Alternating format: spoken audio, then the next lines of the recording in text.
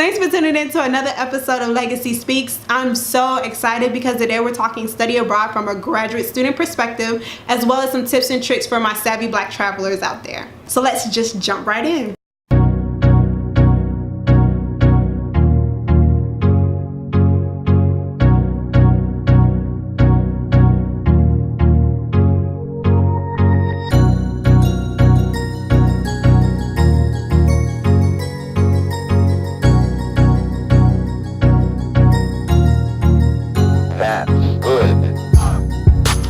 Program requires me to do a couple of semesters as an intern, which is really dope. You get a lot of hands-on experience, but man, doing this study abroad program really changed my life. The College of Education was able to partner with CFAT, which is Service in Faith and Technology, to create this awesome study abroad trip to Quito, Ecuador. The trip consisted of 3 different departments, 2 of which were graduate studies. So that was the clinical mental health counseling program, as well as our speech language pathology program. And then we had our nursing undergraduate program as well. What really drew me to this particular study abroad opportunity was the current state of the mental health profession in Ecuador. Ecuador currently has 5 psychiatric hospitals, 3 of which are located in Quito. From my knowledge, there is no fully established mental health law in place, and mental health is also approached from an integrative perspective, meaning that somebody battling with mental illness is typically pushed to go see a family doctor or general practitioner rather than seeing a psychiatrist. Down there, they don't have mental health counselors, therapists, or LPCs, they have psychiatrists. And that can get expensive because the primary source for mental health services is out of pocket, and a lot of families and individuals can't cover those costs. In their culture, counselors are kind of looked to for spiritual guidance instead.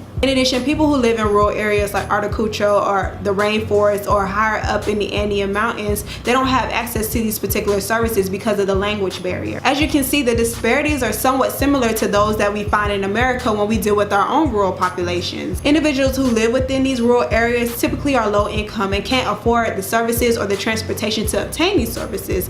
So whether you're in Latin America or in North America, these are the types of barriers that people who live in rural areas tend to face. Prior to going, we had to go through an intensive training, and I'm talking about from camping in the woods to learning about the actual culture itself. And we were given different profiles of the various families that we would be doing home visits for, which were extremely helpful. Within those 10 days, we were also able to do on-the-spot crisis intervention with referrals from our SLP and nursing team. And as far as the home visits go, like I mentioned, we were visiting families that were extremely impoverished. I'm talking living in homes that were nothing but concrete, no drywall, with roofing that was basically tin or plastic that had rocks just to hold them down, y'all. Like, that level of poverty. And you know what really blowed me was the fact that, as you're walking to these homes, and I'm talking, we had to walk downstairs, climb up mountains, it was wild. But just to get to the homes, we were able to see just beautiful sights, beautiful mountains, and it's so crazy how in the midst of turmoil you can still be able to understand and recognize the beauty of like God's creations. Like, it was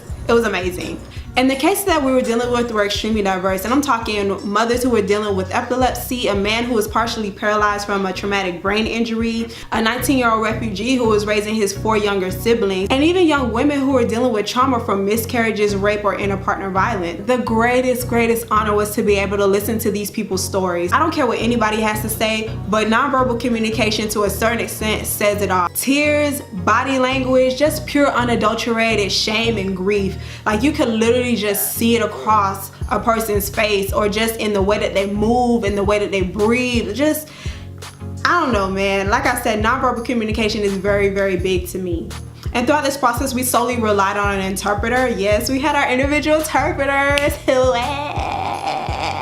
The interpreters were mad cool. They encouraged us to use our Spanish and even told us about the cool places to be able to visit when we had our free time. The only issue that I had with working with an interpreter is that sometimes what you intend on saying is not fully conveyed to the client. Obviously, there are times when one word means something different in another language, so all that did was just challenge me to strengthen my Spanish so that I could properly serve my Latino client. One of the dopest things was to be able to do an individual session with a teenager who was deaf. Child, when I tell you I had to whip out my ASL monitor from the University of South Florida, oh my goodness. And it was so amazing because I was so surprised to even have that opportunity. As a matter of fact, I didn't even know that they utilize American Sign Language. Shout out to SIMC though, because these people were able to provide so much information. SIMC is an organization that partners with the people within Atacucho. They're kind of like caseworkers a little bit. And so each individual is assigned to a different family and they take care of that family. They advocate for them. They provide them with government assistance, other programs that are available to the people of Quito. They really are in the know. And so to have an interpreter as well as a person from SIMC, it gave us a better idea of how to be able to provide the services and the different interventions for these people. From an experience standpoint, I was able to hone my skills in a setting that was completely different from the standards of those that you would find in the States. Here in America, our profession is extremely concerned with confidentiality, informed consent, and building rapport with the client first. When I say in Ecuador, all of that went out the window, okay? Just throw the baby out with the bathwater. I mean, we were conducting sessions in the courtyard, out in the open, with people just passing by. I'm talking staff, other clients, everything else. Over time, I just had to get used to it because we literally had to get in where we fit in just to make magic happen within 90 minutes or less. Honestly, it was all worth it because clients were able to be cathartic. They learned how to do breathing techniques, create safe spaces, and establish healthy boundaries. And it truly made a difference because so many clients were just grateful for the fact that they were able to pour out their story without being interrupted to a person that truly cares about them. And for me, it was very powerful to be able to see the impact of counseling in another culture because most of these people tend to suppress their thoughts and feelings and what they're going through because they don't have a non-judgmental and an unbiased person to talk to. It was some really powerful stuff, some life-changing stuff. And we were also able to provide training to the SIMC staff, teaching them about suicide, depression, coping skills, communication skills as a counselor. And at the end of the week, as liaisons of the University of West Georgia, we were able to provide the SIMC staff with certificates of completion, which was just it was just so awesome. They were so happy and they were so turned, man. I was really glad for that moment. Shout out to my dog Angelica. Yes, Angelica. I miss you so much, okay? My dog. And what's a study abroad trip without being able to be immersed in the culture, right? So we were able to take tours and see different sites. La ciudad de Quito. Oh, te amo con todos mi corazón. I love Ecuador. I love Quito. I love the city of Quito. I love the people there. The people there are just so amazing and hospitable, and soon we became so close because they treat friends like family. And they also make sure to be able to go over and beyond just so that we can experience their culture before we left. Actually, fun fact, Ecuador is one of the top places to retire. So I got to thinking, I was like, damn, when I get my money up, I'm definitely going to buy a home or an apartment there in Ecuador. As a matter of fact, when I was talking to my homie Pepe, shout out to Pepe, he told me that an apartment down there is like $100. Like, what? Either way, the cost of living is just so much cheaper in Ecuador than in America. And as a visitor, there were a couple things that I had to get used to from a cultural standpoint. For example, when you use the bathroom and you have to wipe, it doesn't matter what end, as long as you're wiping. You have to put it inside this little white container next to the toilet and not flush it down the toilet because the sanitation system can't handle all of that toilet paper from the residents that reside in Quito. And Ecuadorians are really lovey touchy people. So obviously, you know, the kiss on the cheek or a hug, they're very personable. And I know that may rub some Americans the wrong way, especially for you germaphobes out there, but at the end of the day, you have to show respect and be able to embrace the person that you're talking to. From food to sightseeing to just pure-hearted conversation with the locals, I just could not get enough. Also, fate would have you, we were there when they were inaugurating a new president. And so it was hella lit because they were partying literally the whole week that we were there. Some people have mixed reviews of their new president, but they all agree that anybody was better than Trump. Let me tell you how wild it is to go to another country in another hemisphere and let them tell you about your president. Like, how embarrassing is that? And so obviously it wouldn't be me if I didn't talk about the Black experience, right? When I applied, we had to go through an interview process, and my initial concern was how I would be received by the people of Quito. I've heard that colorism is a significant issue within the Latin culture, just like it is in America, so I didn't know to what extent. Would it be as bad as they say it is in Cuba or Brazil, or is Ecuador truly a place that is accepting of all people? And honestly, y'all, it is, okay? I came across a lot of melanin appreciators. They were out there like, muy guapa. And I was like, oh, guys, thank you. Now, some guys are just saying that so I could be their American girl, but surprisingly, there were a lot of Latin zaddies who were down with the black girl magic. And I was like, okay.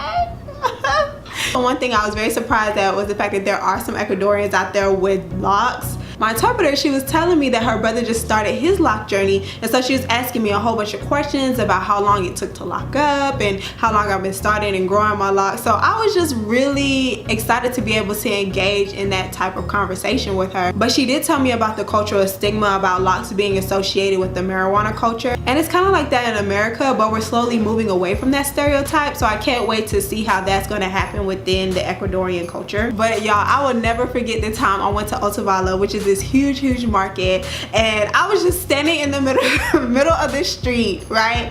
And this guy is yelling at me from his booth, La Rasta Chica, La Rasta Chica. I don't know what caused me to look, okay, like, but this man was calling me from his booth selling crystals.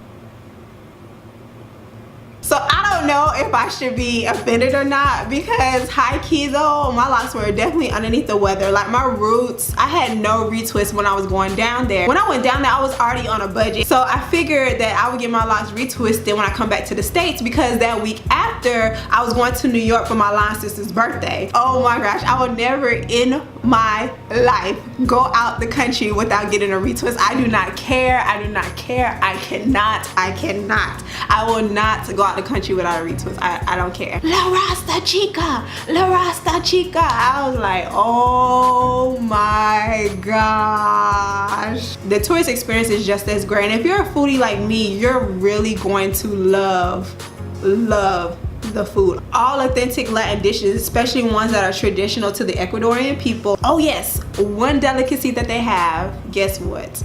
Little guinea pigs. Yes, y'all, they eat guinea pigs. They have Andean mountain guinea pig, which is like damn near, I think, how much was it? It's like $30. $30 for some guinea pig, y'all. Yeah, I had a little piece. I ain't paying no $30 for it, but I had a piece when we had lunch in the clinic, and it honestly tastes like fish. I mean, shoot, I ain't had no problem with it. I just had that little pew. I know some of y'all like, I don't care how small of a piece you had, it was still guinea pig, bruh. But hey, sue me, try something new. When in Rome, do Romans do, right? Exactly. Crazy random tip though, the natives that live in the rainforest, they believe that guinea pigs can sense negative energy. So they keep little pens within the huts that they live or within the camps that they live in. Oh, like a little pig pen. Oh, I just got that. That's crazy, right? So if you happen to walk past one and it squeals, then obviously you got some issues or some problems, or you got some inner demons that you need to work out. Yes, you. Shopping down there really did not help me keep on my budget, because there were so many great things for cheap. Like, goodness. Another helpful tip for my melanated brothers and sisters, my skin color really came in handy when trying to bargain with vendors, especially since I knew enough Spanish to get by. I noticed that I was treated like a darker skinned Latina and was less likely to be taken advantage of, because the locals tend to upcharge people who are paler. So like if you look like a tourist, they are most likely to take advantage of you.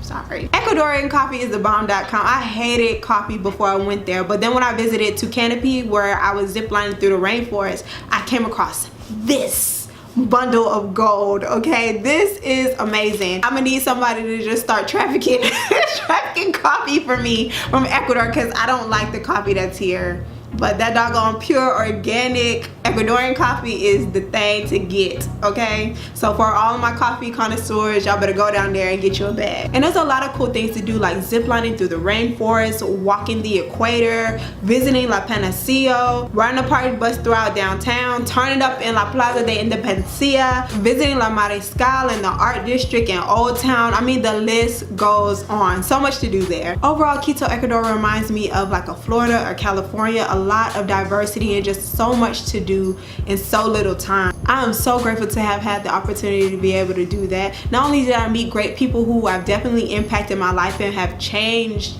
the way I view transcultural counseling, but I also was able to make deep connections and deep relationships with these individuals, as well as enjoy every aspect of their culture. I am forever grateful. Thanks so much for watching this episode. I put a lot of time and energy in this particular video because I just want people to understand how much I love Ecuador, and I greatly appreciate the opportunity that the University of West Georgia provided. As I mentioned before, this was a pilot trip, so I was blessed to be a part of the first group to ever be able to do a study abroad trip on behalf of the University of West Georgia's clinical mental health counseling program. The first, okay? The first. You don't understand how geeked up I am to be able to share this experience with you. So I greatly appreciate you watching. I really hope that you enjoyed it. Be sure to like, comment, subscribe, and share, and let's keep the conversation going. Tell us about your study abroad experience, and if you've ever visited Ecuador, list your favorite things about the trip below. Until next time, live life, be you.